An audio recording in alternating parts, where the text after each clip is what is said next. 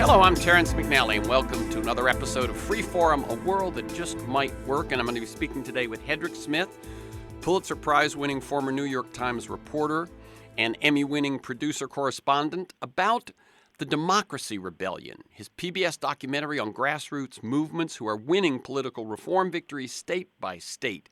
And you can learn more at reclaimtheamericandream.org. I'm going to say that again. It's one long word, reclaimtheamericandream.org. And you can also go there and look under videos and then look under PBS airdates to find out when the Democracy Rebellion is going to air on your local PBS station in your neighborhood, okay? After a 3-year hiatus since Trump's Electoral College victory, I've been doing a new interview every other week. Paul Hawken on climate change, Naomi Klein on No Is Not Enough, Arlie Hochschild on her book Strangers in Their Own Land, The Stories That Divide Us, Robert Wright on Why He's a Buddhist. The show airs on KPFK 90.7 FM in LA and streams weekly on the Progressive Voices Network on TuneIn.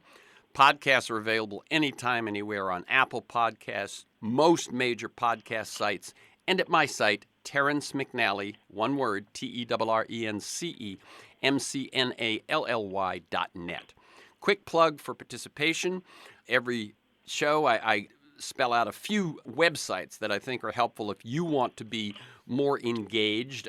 Indivisible.us, also just about every, Indivisible almost anything gets you to Indivisible, and that's a organization with about 5,000 local chapters that will send you an email every week telling you things you can do to be involved in political participation.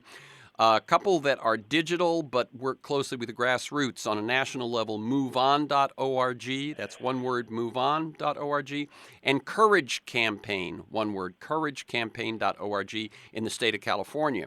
A couple that are very specific to meeting and talking with your representatives, 5calls.org. That's the number 5 and the word calls, 5calls.org.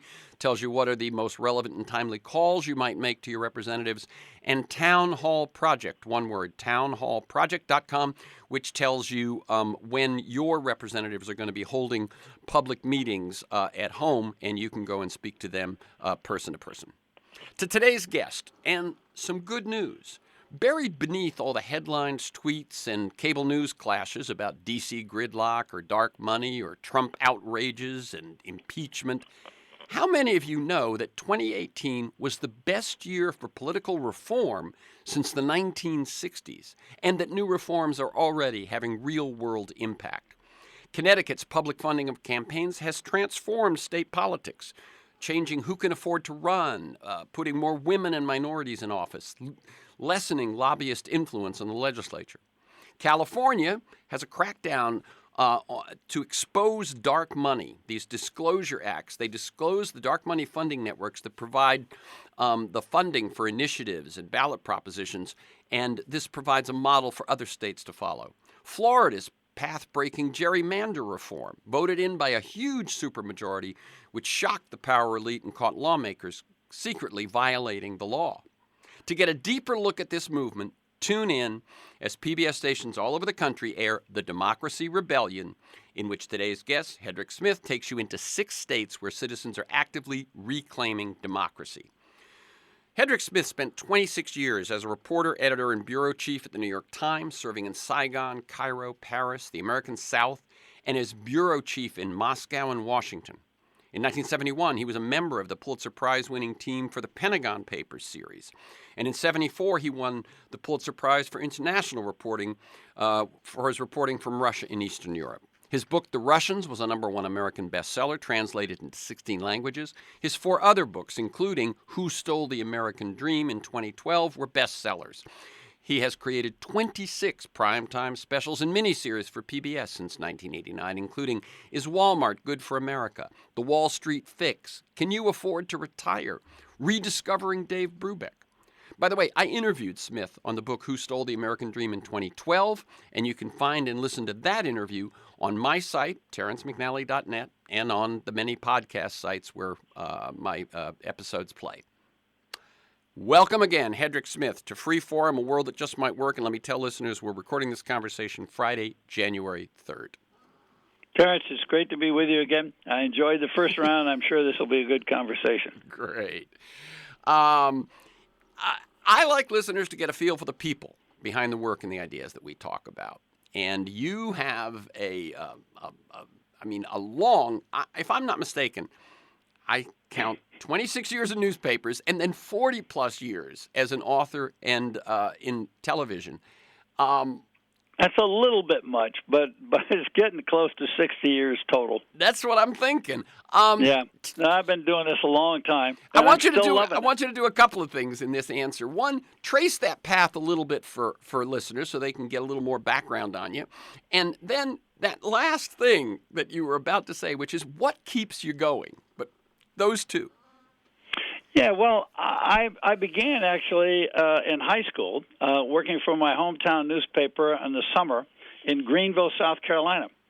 I came back after my senior year in college and worked there again. Then I went off and served in the Air Force. And then when I got done with that, graduate school at Oxford and then Air Force, I then joined United Press International in the South, in Memphis, Tennessee, Nashville, Atlanta, and then got hired by the New York Times. But the UPI experience in the 1960s was very important because I was in Nashville in February 1960 when the modern civil rights movement began. I met John Lewis there, covered Martin Luther King in Birmingham long before the March on Washington, but I was also at the March on Washington, and then Saigon, Cairo, Paris, Moscow, as a foreign correspondent for the New York Times. And several times people tried to hire me to go work in the world of television, and I couldn't figure out how I was going to tell a story in 130 words when the Times would give me 1,000. But eventually I decided to try it after I'd gotten into book writing, and I converted the book that I wrote called The Power Game, How Washington Works, into a television series, and that changed my life and got me into television production. I set up my own company. You said 26 productions. That's right. That's in my bio, but it turns out this new one, the Democracy Rebellion, should make it 27. So I need to update the bio. Yeah. And that was a huge change. I loved being a foreign correspondent, roaming on my own, deciding what the stories were. I was 5,000 miles, 10,000 miles from my editors. They didn't have much control over me, and I loved the freedom, and I loved that life, and had a very, very interesting experience, particularly in Moscow. And I wrote one book out of that, and then later on went back as a television correspondent, wrote another book on perestroika and Gorbachev. So the range of activity has just been wonderful for me. And I think that's part of the answer to your question. Right. How do I keep going? The answer is discovery, curiosity, learning is just an enormous energizer for growth. There's always something, some story, some situation, something I'm interested in finding out. And I believe without intending that to keep me young, at least in my mind, I think that's been the case. When I went back to my 25th and then particularly my 50th college reunion, I could tell that with very few exceptions, I had a lot more energy left and a lot more drive left to keep living as opposed to getting in a golf cart and chasing a white ball or sitting on a beach under an umbrella or going on cruise lines, all of which things I might do, but I couldn't see doing them full time. And I really honestly believe that it was journalism and the practice and the constant need to look beyond whatever horizon I could see to go discover something new.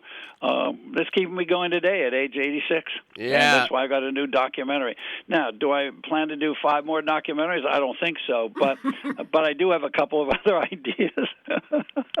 And I just wrote an op-ed on Russia and the new nuclear arms race. So the mind is still active, and I think the journalism is part of what makes it work. Yeah, no, thank you. I mean, it's been. I was surprised to realize it was 7 years since the interview on Who Stole the American Dream, and then I know we ran into each other in the intervening years at the Conference on World Affairs.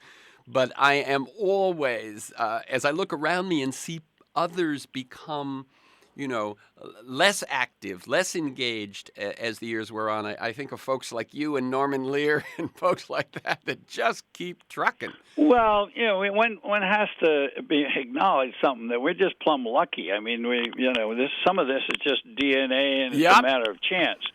So, I mean, I understand that, but I do feel that I've run into people who've been very successful lawyers and some successful businessmen, and a lot of people I know in Washington at age 55, which is not a dying age, of course, are bored stiff by the very lucrative and successful jobs they're doing, and they're aching for something that's really intriguing and inviting. And I have never felt that problem being a reporter, being a journalist. I think staying a reporter has been important. I got into management at one point, and I didn't like that anywhere near as well as I like the reporting.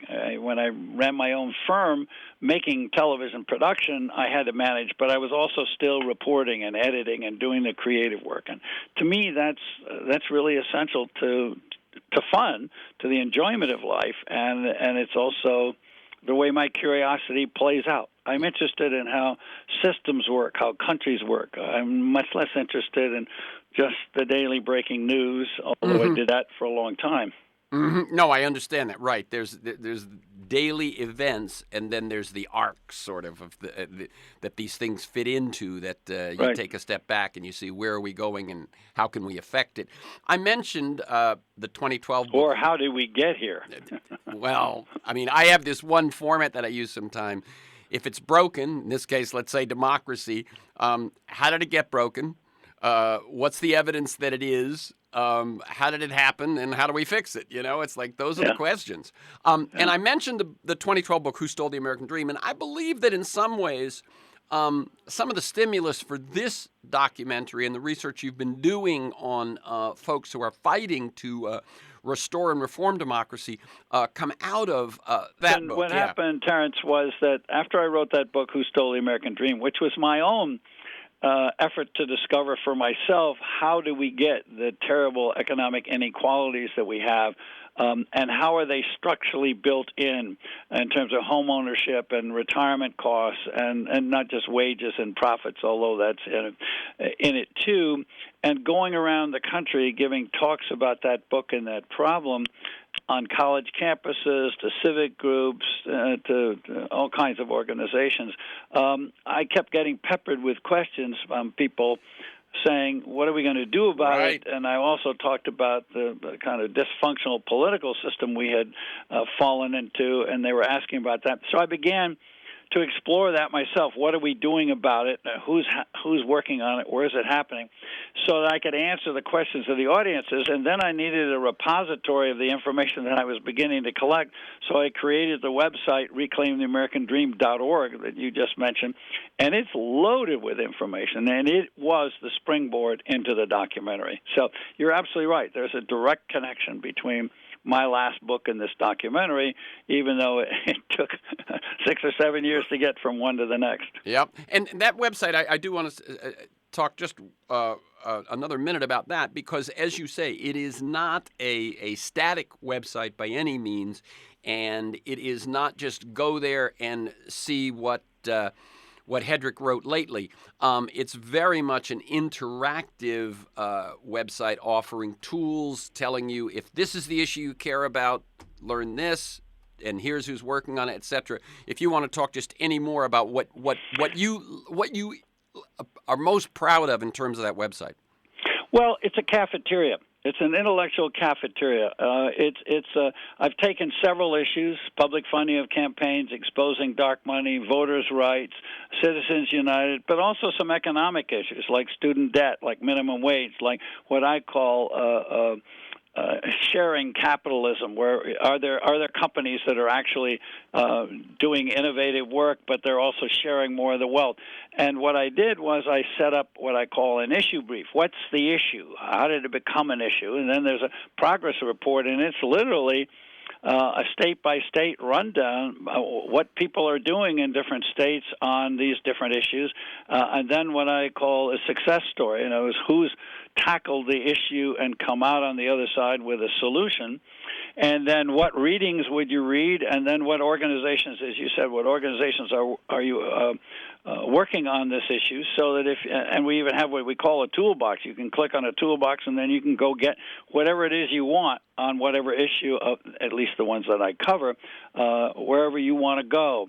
And, what I've done is stayed a journalist and used the experience of the New York Times and making these 27 documentaries or miniseries for PBS, just using those techniques to put it out there for people to use as they wish. Obviously, I think these are issues that are important. They should be taken care of. But I'm not trying to advocate for one solution or another. But I do think that we need in the media to go beyond focusing on problems, and we are watchdogs. It is part of our responsibility to hold power accountable, whether it's economic power or whether it's political power or social power, to hold it accountable, and we do need to focus on problems and point them out. But I think people mistrust the press in part because we spend so little time telling stories about what people are doing to solve problems. There's a new organization that I learned about in the course of this documentary called Solutions Journalism Network. And their whole commitment is to try to get more media time and effort focused on how people are working on solutions and what kinds of solutions work. Now, I'm not just talking about profitable businesses. I mean, business news covers that, but I'm talking about social and political issues. There's a tendency for us to focus on what's wrong without saying, is anybody doing anything about what's right, and is any of the stuff that they're doing working? And that began to interest me, I would say, 15, 20 years ago, not just with this documentary, but I did a series for PBS called Challenge to America, 4 hours. And at that point in the late 80s and early 90s, we were feeling a lot of pressure from Asia, from the Japanese in particular, but also the Europeans. And I was interested there, not just in what the problems were and what they were doing overseas, but were there people in America who were figuring out how to make our education better, how to make corporations run better, how to share the wealth better? And there are. And so that element, which is obviously a major part of the democracy rebellion, it's about solutions.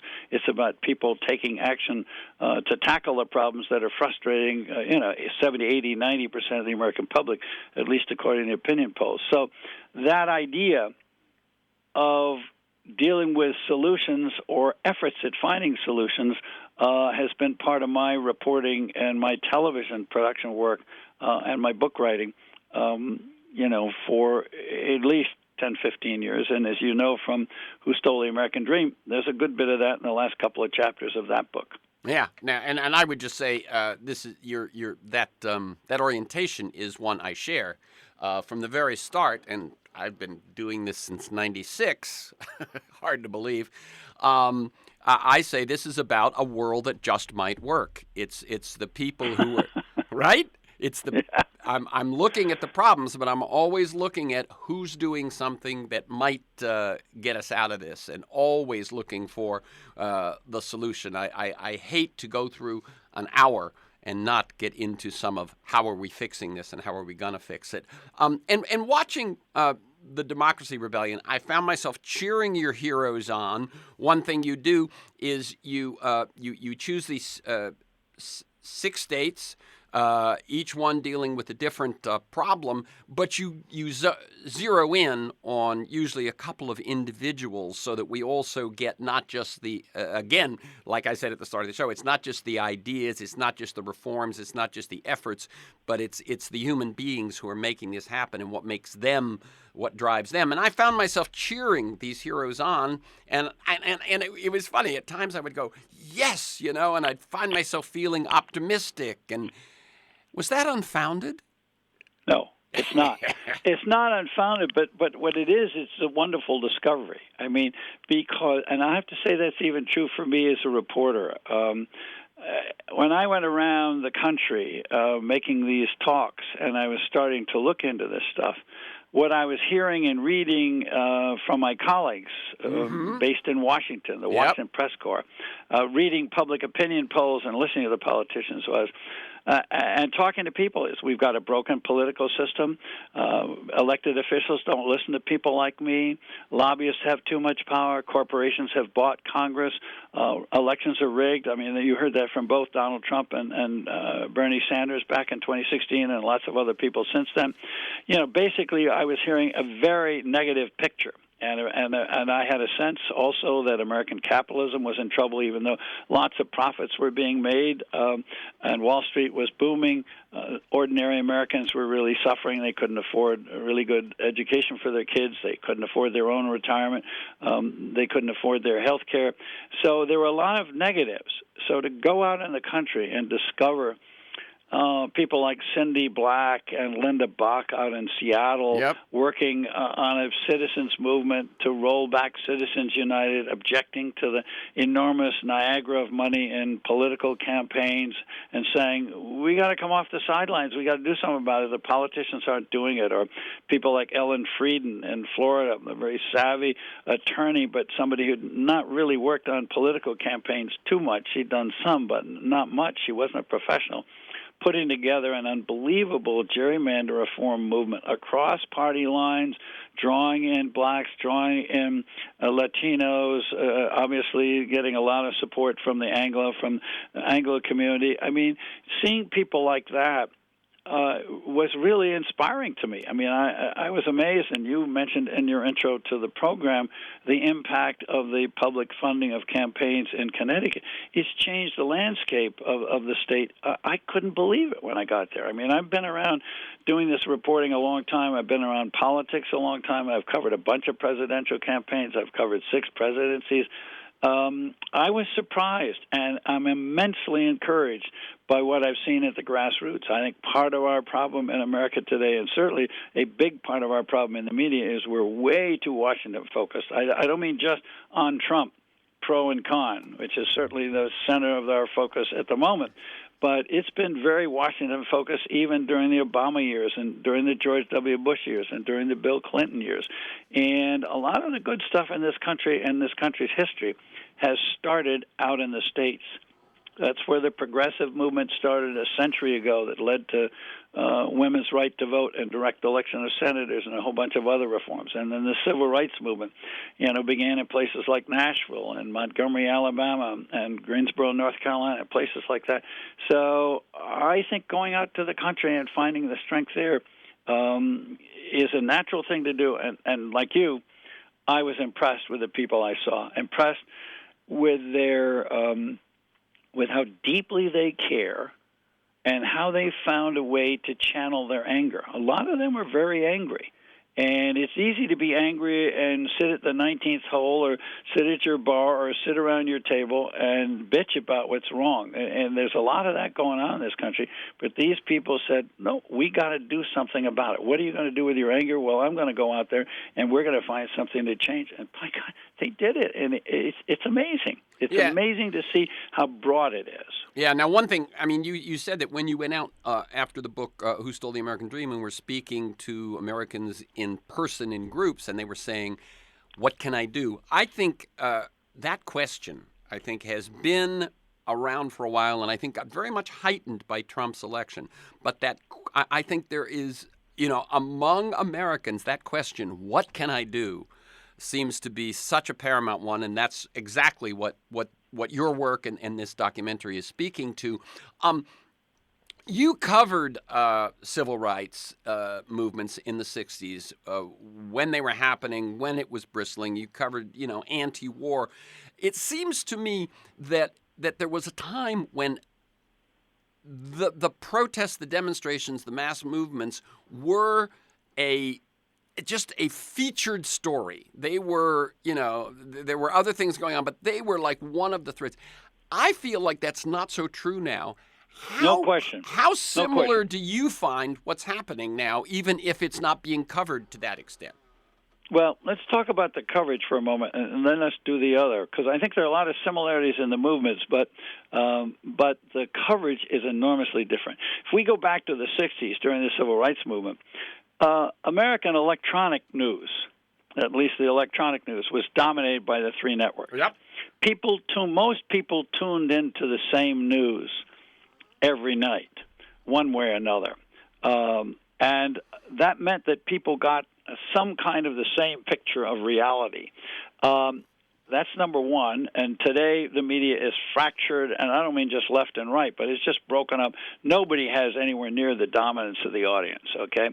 So there is no kind of national picture. The second thing is that was an era of considerable idealism. When you think about protests, there's a tendency to focus on either anger or violence, but the truth of the matter is if people protest, they actually believe that if they protest, something can change. It's a very idealistic thing to do. It's a very hopeful thing to do, whether you're looking at Hong Kong today or you're looking at the democracy rebellion in America that I'm reporting on.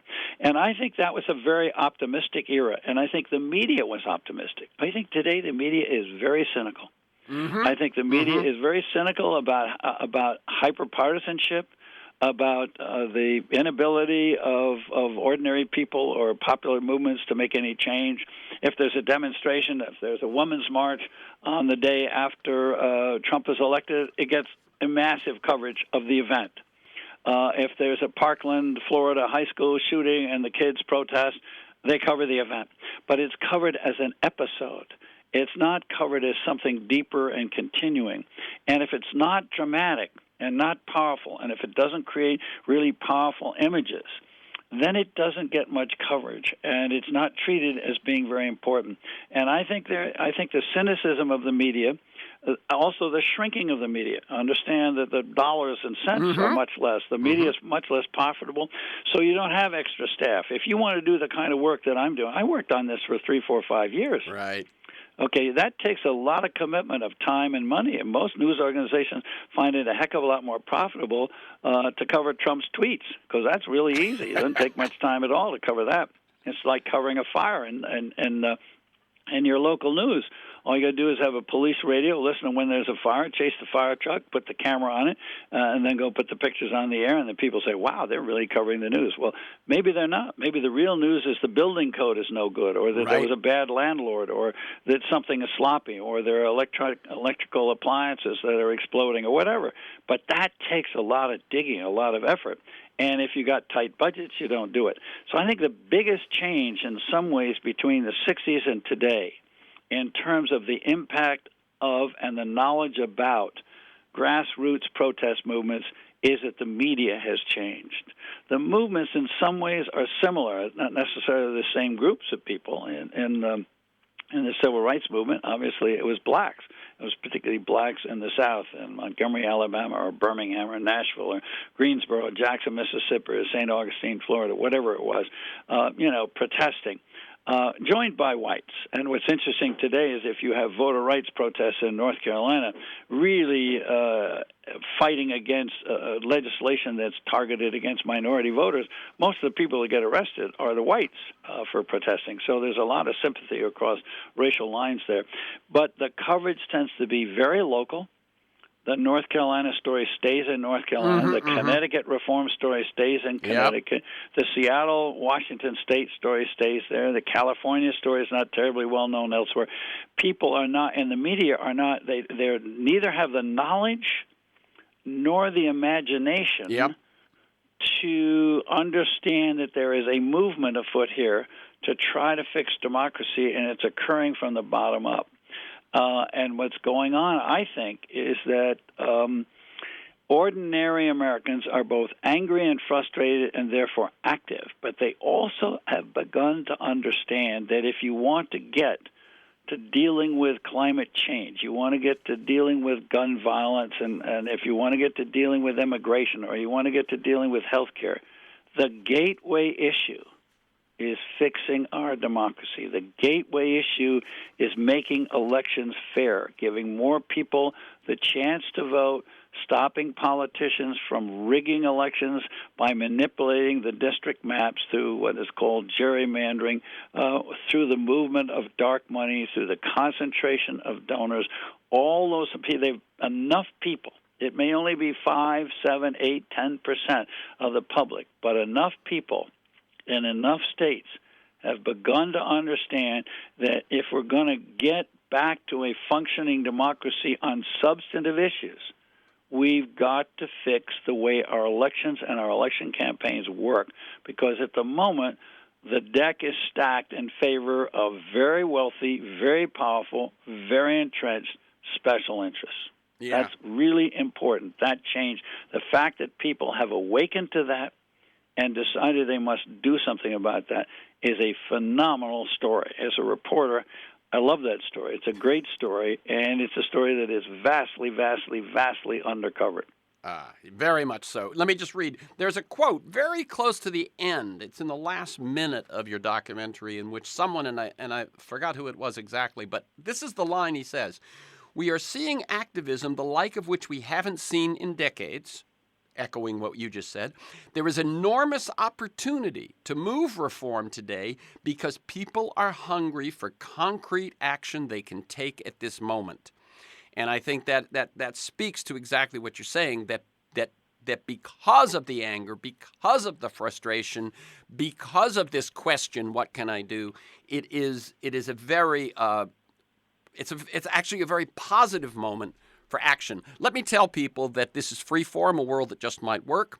I'm Terrence McNally. I'm speaking with HEDRICK SMITH, Pulitzer Prize-winning former New York Times reporter, Emmy-winning producer and correspondent, about the Democracy Rebellion, his PBS documentary on grassroots movements who are winning political reform victories state by state.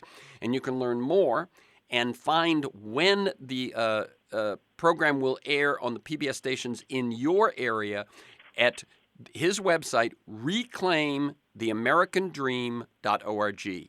reclaimtheamericandream.org. And if you look there, you can see a drop down for videos, and then you can go to PBS airdates and find out when it's playing. Yeah, that's key.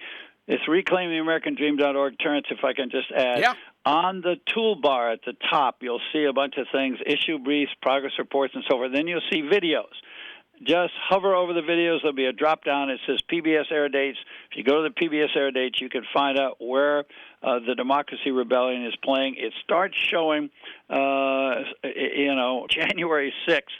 In a bunch of cities, and then it rolls across the country all through January and into February and probably, hopefully, beyond. But at the moment, certainly all of January and into February and all across the country. And in your home city of Los Angeles, it's on your local station, KOCE, on January 13th. So I hope people will find it there, and then it comes up again on January 17th and so forth. So look, please.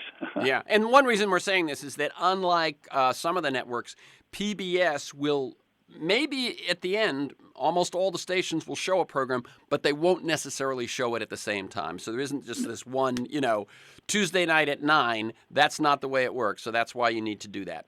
I want to ask you before we're going to deal with some of the specific stories that you cover. But before you do, there's something that's been that I've been thinking about, talking about, writing about recently, which I call 60s 2.0. And I just want to ask your take on this. And what it is that I find a lot of the values of the 60s, community, justice,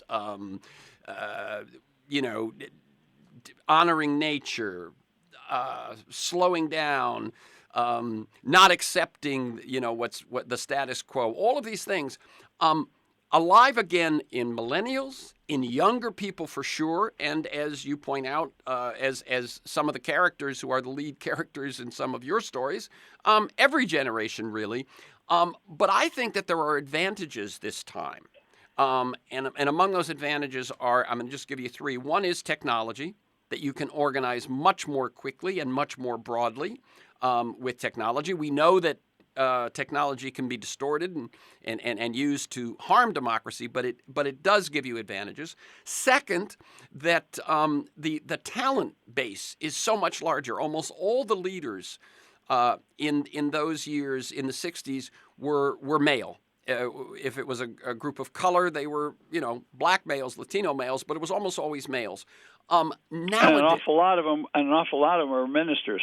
That's true. But nowadays, it's men, it's women, it's people with all different gender orientations. It's global. I mean, what I sort of say is, on the one hand, the Chicago 8 was 7 men. It was 8 men, 1 black, no women.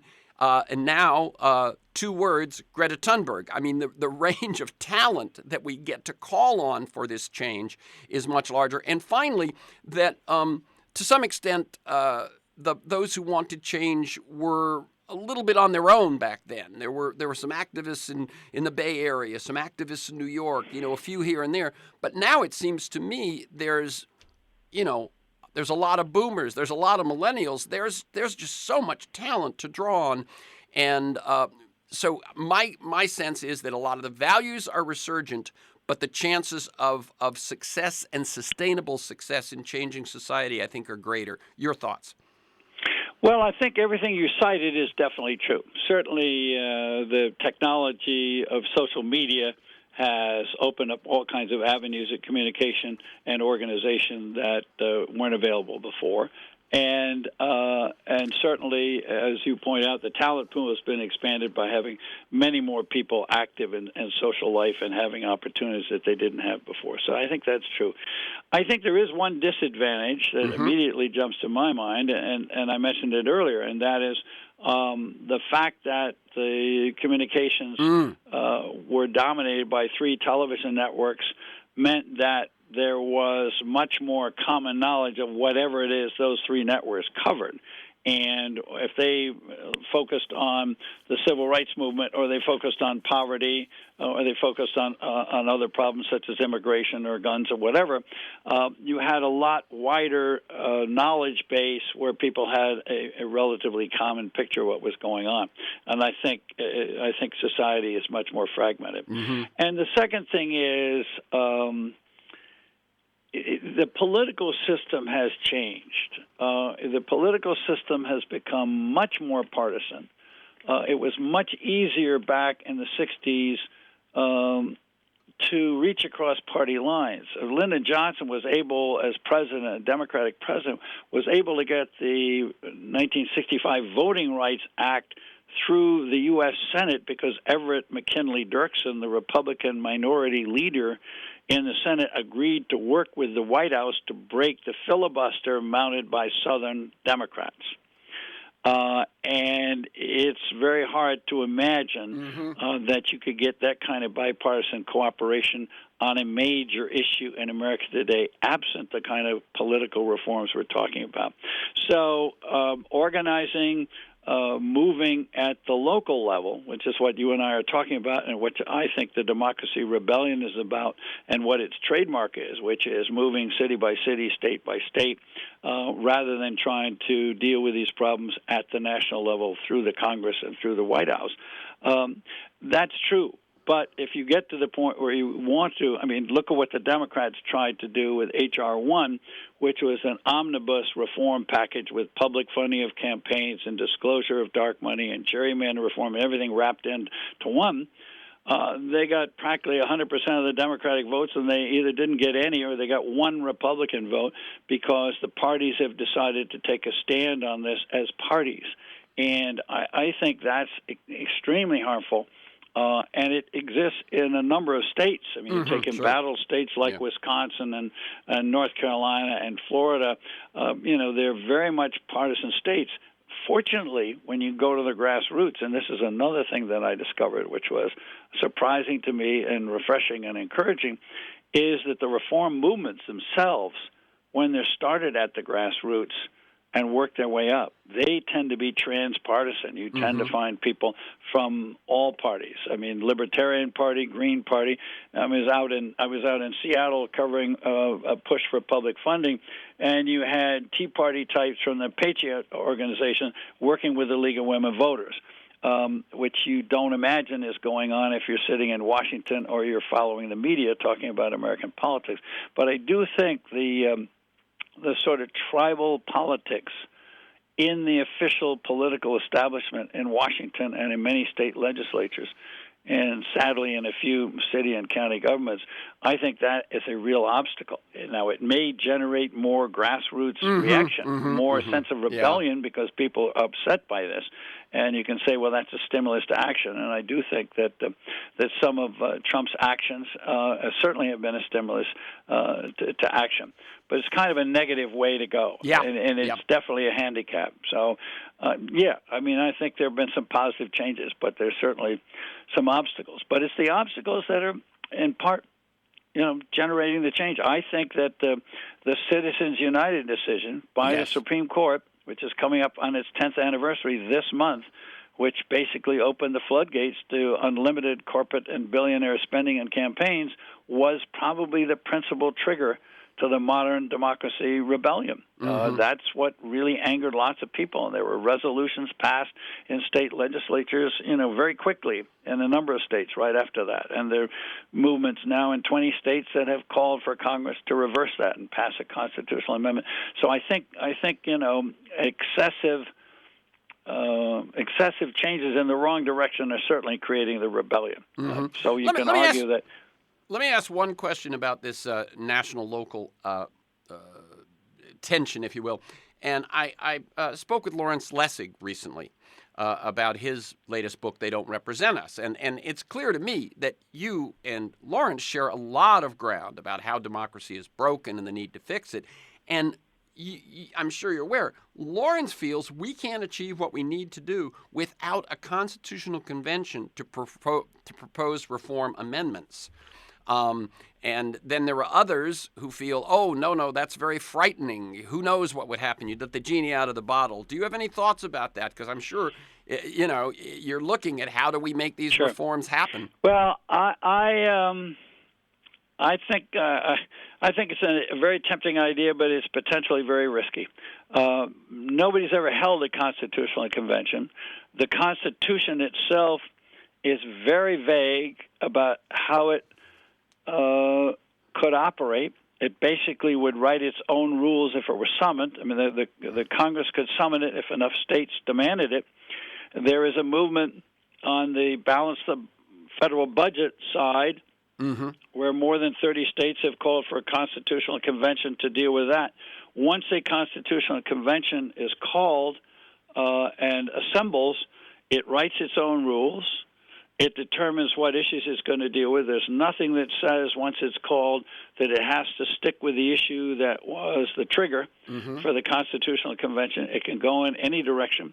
And if you look at who's well organized, I would be wary of a Constitutional Convention as a method for achieving the kinds of systemic electoral reforms, election law reforms we're talking about, gerrymandering, money in politics, voters' rights, that kind of stuff. I would be, in all honesty, I would be worried that people who are very much opposed to some of those reforms would not only succeed in blocking them at a convention, or might succeed in blocking them, but might well succeed in getting other things such as a balanced budget amendment or all kinds of other things, rolling back minority rights, rolling back LBGT. Okay, so you're in that side. I'm in that camp. When I look at the Democratic Party today, when I look at the group of people, certainly the centrists are very disorganized, and I think the left is disorganized, and the right is far better organized. I would be concerned that the right would run away with that kind of convention. Okay. And I don't think that's going to help the kind of reforms that people are talking about when they call for that convention. Okay. I do understand the impulse, and I understand that the pressure for the convention may force the political system to adjust. If Congress sees that coming, they may say, well, we don't want that. We'll pass the laws. We'll do the reforms you want. But that's a loaded pistol. I would be worried about where the gun barrel would point when it's fired. Very good. That's been. I mean, he opened my eyes to sort of saying, but what if all it could do was propose amendments? Would that be so bad? But we'll let that go for now. Okay. Well, no, but you can't let it go because the Constitution, Article 5 of the Constitution, doesn't tell you any answer to that. In other words, it doesn't spell out. Yeah, I mean, how can anybody say what if it could only do what it was called for? Who can say that? You can't read Article 5 of the Constitution and say that's what it says. once the Constitutional Convention is called, it could be like the one in Philadelphia. It can write its own rules. Okay. Very good. So I just wanted to set that aside so we can talk just a little bit about a couple of the stories. So Washington State, which is the one you lead off with, they passed I-735, which was it was to deal with unregulated campaign spending. And just to point out the effect of Citizens United, and I hadn't seen these numbers in a while, and I knew it was bad, but that before Citizens United, 2009, $8 million in unregulated campaign spending by independent political groups. 2010, after the passage of Citizens United, $300 million. 2016, 6 years later, $1.45 billion in unregulated campaign spending by independent political groups. That's how it's grown, and expected to only go further. So what did Washington State do, and how did they succeed? Well, this is the other answer to the Constitutional Convention. The idea is that you get enough states like Washington State who decide to pass resolutions, get the public to vote yes or no on are corporations people, is money speech, and should there be a constitutional amendment which doesn't impose limits on money but gives Congress the power to write legislation which will set limits on campaign spending and campaign donations. What people have to understand was the Supreme Court decision on the Citizens United case in January 2010 wiped away a century-old ban on corporate contributions in campaigns. Right, and let me just point out to people that what we talked about before when we said that there were moments in the past where citizen action was potent. The progressive era at the start of the 20th century was one of them, and this was one of the reforms they passed at that point, which was to ban corporate contributions. The Tillman Act of 1907, almost nobody knows this. Right. The Tillman Act of 1907 passed while we had Republicans, in the White House and dominating Congress, barred any corporate contributions to campaigns. So understand that stood as law until 2010. So many people do have a question. How can the Supreme Court come along and throw out something which has been there for more than a century where lots of other Supreme Courts haven't done that? I mean, isn't the Supreme Court writing law at that point? That's one of the reasons why so many people are really upset by the Supreme Court decision. And in Washington State, what they decided to do was to put on the ballot the issue. Should we have a new constitutional amendment that restores the power of Congress and the states to regulate campaign money? That was the basic issue. And secondary issues was, in terms of other court decisions, was it correct, as the court said, that corporations have the same rights under the First Amendment as individuals? Or was that right only granted to human beings, people who breathe or bear babies or bleed, the 3 Bs, as people say, right. Human beings? And is spending money in campaign, the same thing as free speech? Can you spend money freely? And if you've got $100 million or $100 billion, can you spend it as opposed to somebody who's only got $5 or no dollars? And is that fair, and is that free speech? So that's the challenge. And what they did was they say, we're going to go out, we're going to put that on the ballot, we're going to organize. And it's amazing what they did. They didn't even raise a hell of a lot of money to do it. Cindy Black, whom I met out there, was a volunteer. She'd been involved in a couple of other small campaigns, and she wound up by being the executive director, or the head of what they called WAMEND, Washington Amend the Constitution, and Fix Democracy First was another organization, and they began to gather signatures. They had to gather something like 320,000 signatures in order to put the issue on the ballot in the 2016 election. They succeeded in doing that, and they got a positive vote. And what's amazing to me was these individuals. I met out there, not just Cindy Black, but a bunch of other people, including a woman named Linda Bach. Linda Bach is one of the most improbable-looking reformers you can imagine. She's short. She's quite chubby. She's infectious. She has this wonderful energy. And when I ran into her, she and Cindy Black and a bunch of other people were at the famous fish market Right. in Seattle during a September lunch break, and there were a whole lot of people picnicking and having lunch, and they were going around canvassing them. Linda Bach, this dynamo, had collected 21,000 signatures to put the issue on the ballot, and now she was going after votes. And I talked to her, and she said, I feel like I'm in the tradition of the American Revolution, that every signature I get is a check for the Constitution. She said, democracy, you have to fight for it. Otherwise, it'll slip right through your hands. And it's that kind of attitude. Come off the bench. We've got to fight for it. I'm a modern Paul Revere attitude. Yeah. That is just stunning and blew me away when there's a kind of very simple gut feeling from people like Linda Bach and lots of others that we've got to do it. We've been asking the politicians to fix things. We've been watching what's been going on. We can't stand it. Nobody else is going to do it. It's kind of a Bunker Hill mentality. It's very much a mentality of the Minutemen. We got to get our own flintlock rifles out and shoot, even if it's only one bullet at a time. And just a couple of ways that one turned out, and then I want to talk about another couple of these quickly. 63% of Washington voters voted for I-735. I think that shocked folks. And the way Cindy Black talked about it is the question was, how do you fight the big money that's opposing you? The big money that wants big money to stay in control. And she said, we rely on person-to-person contact to overcome big money, and it worked. And it takes 34 states to force Congress to pass an amendment. And at this point, 20 states are on record. Washington is one of 20 states that have voiced their opposition to Citizens United. Well, it actually takes 34 states to call an Amendment 5 constitutional convention. But if you get close to that, the assumption is that if you get that close, that Congress will go ahead and do it before there's a constitutional convention. Right.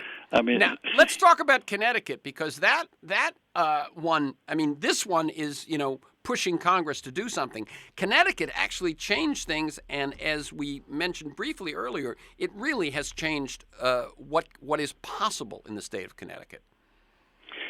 I have to say, this was one of the most surprising stories that I covered. Now, we cover 6 stories in the Democracy Rebellion documentary that's coming on PBS. But I actually went around to 15 or more states. Like any good reporter, I drilled a bunch of dry holes. So everything doesn't work perfectly, and you don't find the perfect story and that kind of stuff. And not only that, I wanted real stories. I also wanted some stories where people hadn't just thought of a reform or just gotten the signatures or just voted in the reform. I wanted some stories where the reform had been enacted 6, 8, 10 years ago, so you could go say, well, did it make any difference? And boy, in Connecticut, it's made an enormous difference. They had some scandals in Connecticut. They had a governor who had to resign because he'd taken some kickback from contractors that had worked for the state, and he went to jail. And so it put people in the mood, including his Republican successor, in the mood for some kind of campaign finance reform in Connecticut, affecting Connecticut elections, not affecting federal elections, but Connecticut elections, governor, lieutenant governor, attorney general, state legislature, offices like that. And there was a lot of resistance. And believe it or not, the resistance came mainly from the Democrats, because the Democrats were better at raising money in Connecticut than the Republicans. And the Republicans actually have benefited. They were at a great disadvantage in the legislature. There are more Republicans in the legislature now than there were before. But also, there are 3 times as many blacks and Latinos and Asian Americans. There are twice as many women as there were before. The kind of people who can run for political office has changed amazingly. People from the inner city, poor people, middle-class people, professional people with modest salaries who could never have afforded to run before. They have to raise a bit of money from 300 of their local constituents, not from outsiders, not from big donors. Nobody can give more than $100 in Connecticut once they get into this system. They have to raise some money to show that they're actually a viable candidate, and after that they get a subsidy, and no more money gets raised privately, and then they go battle it out. And what's been amazing, nobody knew if it would work. Right. Nobody knew how many people would be willing to do it. Right. That was a big question. And now through 5-6 election cycles, 80% of the people who run for state legislature take public funding of campaigns. It's kind of a bad mark if you don't. I mean, the Connecticut voters have come to sort of expect that. It's the good housekeeping seal of approval. And running for governor in 2014 and state office, everybody took it. This last election in 2018, there were 2 millionaires who were running for governor, and they turned it down. But the one who won immediately turned around and said he backed the system, and he was going to keep it going and that kind of stuff. So it is really embedded. It's changed the nature of power. Ordinary people have more power. Lobbyists have much less power. The agenda of the legislature is different. The kinds of legislation they've been able to pass, who heads the committees, who has the ranking posts. I mean, it has really changed the landscape and the picture of how politics operate in Connecticut. It's really an amazing reform, and it really has put the big donors on the sidelines in Connecticut state elections. Now, if you go to fighting for the U.S. Senate, fighting for the presidency, fighting for congressional seats, it doesn't cover those, and the politics there are different. Right. And let me just say a couple of things. One of the interviewees in your documentary says, after this passage, relationships still matter. That is to say, there's still lobbyists. There's still people, building on the relationships. But he says, but they don't matter because of the check in the breast pocket anymore. They matter.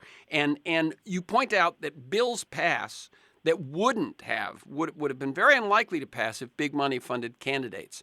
Some of the soft drink law, I believe, passed, and some gun control. Well, Connecticut, after the Sandy Hook shooting, now the Sandy Hook did take place in Connecticut, so you can say that was part of it.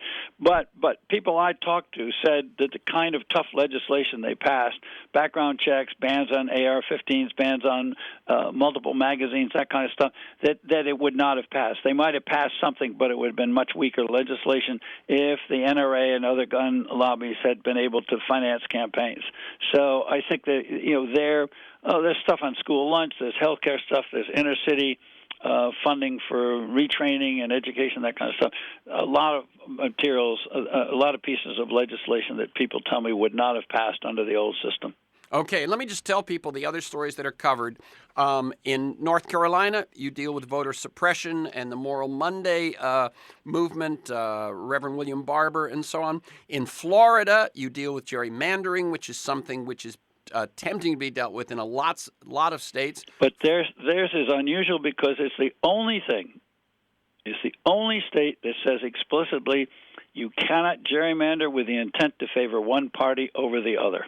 That's law. No other state, the federal constitution, nobody goes that far. It's a really daring reform. Yep. And let me see the other. South Dakota. South Dakota went for sort of the whole package, or a significant package, limiting campaign contributions.